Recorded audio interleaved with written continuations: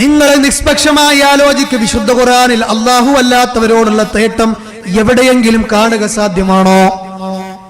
നമ്മുടെ മുത്തുനബി നമ്മോട് പറഞ്ഞത് എന്താണ്? അല്ലാഹുവിന്റെ പ്രഖ്യാപനം, ഖുൽ ഇന്നമാ അദൂ റബ്ബി വലാ ഉശ്രികു ബിഹി അഹദാ. പ്രഖ്യാപിക്കൂ നബിയേ സമൂഹത്തോട്, ഞാൻ എന്റെ റബ്ബിനോട് മാത്രമേ വിളിച്ചു തേടൂ, അവനിൽ ഒന്നിനെയും ഞാൻ പങ്കു ചേർക്കുകയില്ല. അതുകൊണ്ട് ചെങ്കടലിന്റെ മുന്നിൽ നിന്ന് മൂസാ നബി തേടിയ റബ്ബ്, 18ഓളം കൊല്ലം രോഗാതുരമായ ജീവിതത്തോടെ ജീവിച്ച സക്കരിയ നബി തേടിയ റബ്ബ്, മകന് നഷ്ടപ്പെട്ടപ്പോൾ തബിയല്ലത്ത് ഐനാ,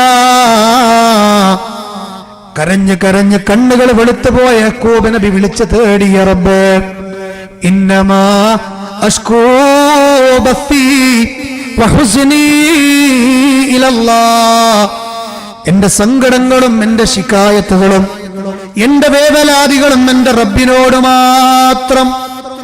എന്നാൽ നേരത്തെ പറഞ്ഞ മങ്കൂസ് പോലും അതിൽ ശികായത്ത് പറഞ്ഞത് നബിയോടാണ്. യാക്കൂബ് നബി ശികായത്തുകൾ അവതരിപ്പിച്ചത് റബ്ബിനോടാണ്. അതാണ് ഖുർആനും മൗലിദും തമ്മിലുള്ള വ്യത്യാസം.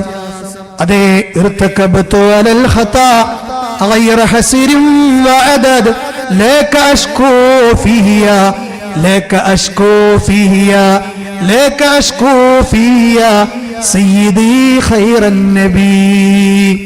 യാക്കൂബ് നബി പറഞ്ഞതോ, ഇന്നമാ അഷ്കൂ ബസ്സീ വഹുസ്നീ ഇലല്ലാഹ്, എന്റെ റബ്ബിലേക്കാണ്. യാക്കൂബ് നബി വിളിച്ച റബ്ബിലേക്ക് എപ്പോഴും തേടാൻ മടങ്ങിക്കൂടെ? എല്ലാ ദിവസവും നമ്മൾ റബ്ബിനോട് റബ്ബിന്റെ മുന്നിൽ പ്രഖ്യാപിക്കുന്ന ആയത്തല്ലേ എന്ത്? ഖുർആനിലെ ഏറ്റവും ആളമായ വചനമാണ് അല്ലാഹു ലാ ഇലാഹ ഇല്ലാ ഹുവൽ ഹയ്യുൽ ഖയ്യൂം ലാ തഖുദുഹു സിനതും വലാ നൗം. റബ്ബേ, നീ ഹയ്യുൽ ഖയ്യൂമാണ്. എന്താ മനുഷ്യ അതിന്റെ അർത്ഥം? നീ എന്നെന്നും ജീവിച്ചിരിക്കുന്നവനാണ് റബ്ബേ. സി.എം. മടവൂരും മരണപ്പെട്ടു പോയ വ്യക്തിയാണ്. ബദരീങ്ങളും മരണപ്പെട്ടവരാണ്.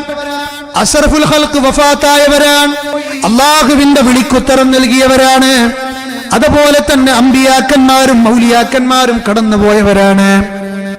എന്നാൽ അല്ലാഹുവോ, അബൂബക്കർ റളിയല്ലാഹു അൻഹു പ്രവാചകന്റെ വഫാത്ത് നടന്ന ദിവസം സ്വഹാബികളുടെ മുമ്പിൽ പറഞ്ഞതെന്താണ്?